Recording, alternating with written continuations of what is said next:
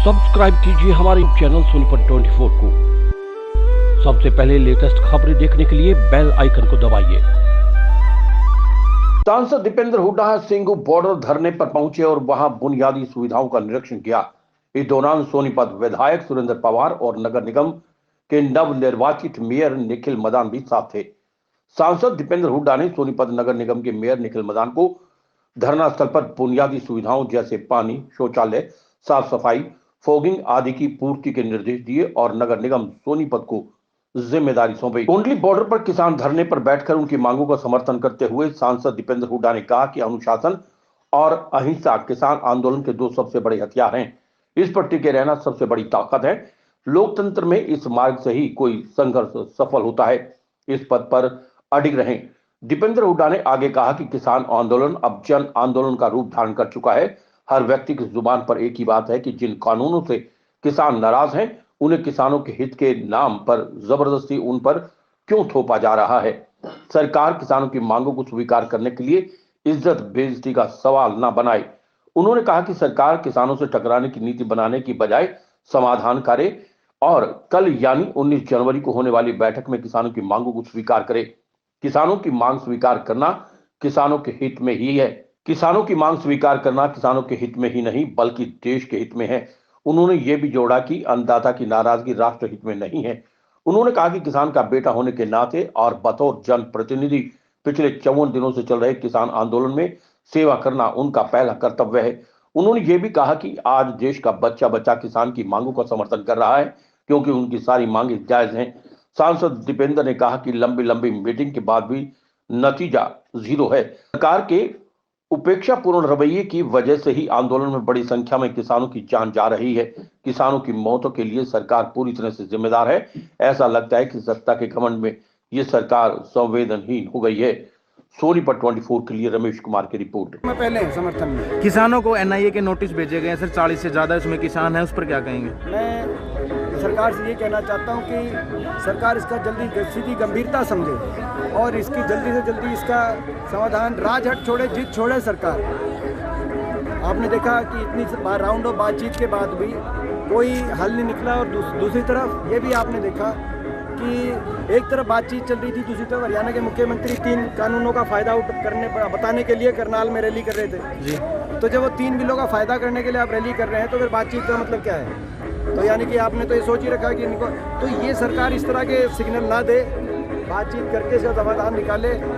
और उच्चतम न्यायालय ने भी जो कमेटी गठित करी है उसमें आपने देखा होगा कि जो एक अपना उसमें जो इस्तीफा दिया भूपेंद्र मान जी ने, उन्होंने इस्तीफा देते हुए लिखा कि मैं मेरी जो है ना आत्मा इस चीज़ को नहीं मानती और मैं किसान के प्रति वफादार हूँ।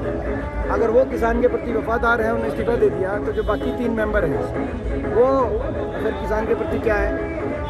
क्या दीपेंद्र जी कांग्रेस पार्टी 26 तारीख को अगर किसान जाते हैं दिल्ली ट्रेड में शामिल होंगे? मैंने जो आज यहाँ बात करी, आपने देखा आज आपने देखा कि यहाँ पे जो है मैंने 3 बातें कही कि इस आंदोलन की जो सफल आंदोलन हुआ है इसके पीछे जो 3 कारण हैं, वो 3 कारण ये हैं इसकी सफलता के पीछे, इस सफलता के संघर्ष के पीछे। पहला तो ये गैर राजनीतिक है, दूसरा शांति और अनुशासन से चलता है। 3 इस आंदोलन के 2 सबसे बड़े हथियार हैं, अनुशासन और शांति। और जो किसान संगठन है अभी तक उन्होंने बड़े सूझबूझ के साथ उसी अनुशासन और उसी शांति से इस आंदोलन को आगे बढ़ाया है। 26 जनवरी को भी क्या रूपरेखा होगी उसका फैसला तो हम तो नेतृत्व कर नहीं रहे, किसान संगठन करेंगे फैसला, मगर हमें पूरा विश्वास है कि वो किसान संगठन उसी सूझबूझ के साथ उसी अनुशासन और शांति के दायरे में 26 जनवरी का जो भी प्रदर्शन रहेगा, बतौर किसान आप शौचालय का इंतजाम भादुगढ़ नगर पालिका ने किया है। सोनीपत नगर पालिका आपको पता है कि अभी जो है 1 हफ्ते पहले हमारे मेयर बने हैं निखिल मदान, बीजेपी को हराते हुए निखिल मदान यहाँ से मेयर बने हैं सोनीपत। तो सोनीपत नगर निगम के पूरी तरीके से हमने यहाँ पे अपने सफाई कर्मचारी और जो है शौचालय, साफ सफाई, ये सारी की व्यवस्था का निरीक्षण करने के लिए हम लोग यहाँ आए थे ताकि धरने पे किसी किस्म की दिक्कत ना हो किसान भाइयों को। आज मैंने और विधायक जी सुरेंद्र पवार जी ने निखिल मदान जी को उसके साथ सारी बात डिस्कस करके इनको कहा है कि एक तो जो शौचालय अभी 220 शौचालय की सीट्स हैं उनको बढ़ाकर 100 सीटें और बढ़ाई जाए, क्योंकि संख्या बल यहाँ पे बढ़ रहा है। मोबाइल टॉयलेट्स, मोबाइल शौचालय सीट बोलते हैं वो मोबाइल टॉयलेट्स। और दूसरा जो फॉगिंग है, क्योंकि यहाँ पे मक्खी और मच्छरों की संख्या में निरंतर वृद्धि हो रही है और सरकार इस तरह इसकी तरफ ध्यान नहीं दे रही, तो हम नगर निगम सोनीपत के माध्यम से जो हम अपना फॉगिंग यहाँ पे, ताकि फॉगिंग आज से ही शाम से शुरू हो जाएगी फॉगिंग, ताकि मक्खी और मच्छर पूरे धरना स्थल पे एंड टू एंड जो है बीमारी फैलने का कोई जो है उसको हम रोकथाम किया जा सके।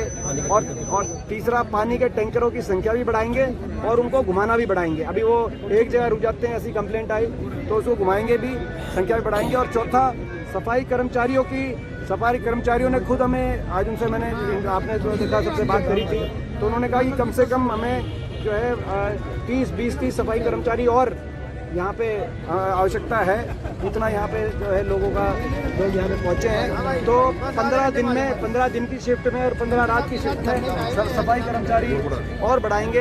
ये पवार साहब और हमने निखिल मदान के लिए किया है, ताकि हमारा ये किसान की सेवा ही भगवान की सेवा है। हमारी कोशिश है, नगर निगम सोनीपत की ये कोशिश रहेगी कि यहाँ पे इस धरने पे सिंगू बॉर्डर पे या जो है कम से कम सफाई, शौच, ये पीने के पानी की जो बेसिक सिविक एमिनिटीज़ हैं उनको लेके कोई समस्या ना हो। सरकार चाहे उसमें सहायक कितनी हो या ना हो, वो सरकार तय करे। सरकार को भी इंसानियत के रूप में इनमें पूरा जो है सहयोग करना चाहिए, मगर क्योंकि यहाँ पे बीजेपी की सरकार है, इनमें हम जो है, इसलिए हमने अपना नगर निगम के माध्यम से हम ज़्यादा प्रयास करें।